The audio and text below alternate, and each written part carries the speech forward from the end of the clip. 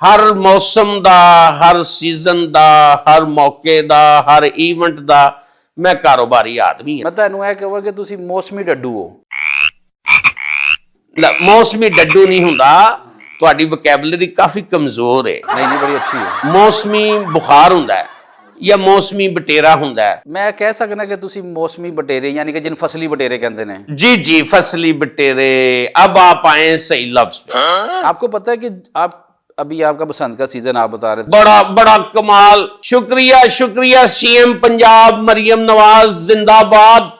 बसंत खोली की कारोबार चले ने, की थपंटू कमाए ने।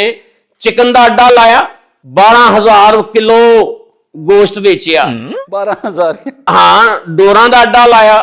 ओहो एसी डोर SOPs वाली डोर बेची। गुड्डे स्टॉक कीते मैं। अच्छा। वो भी दमा दम विके। अच्छा खासा रुपया कमाया बसंत नूं। मैं ते बड़ा खुश हाँ।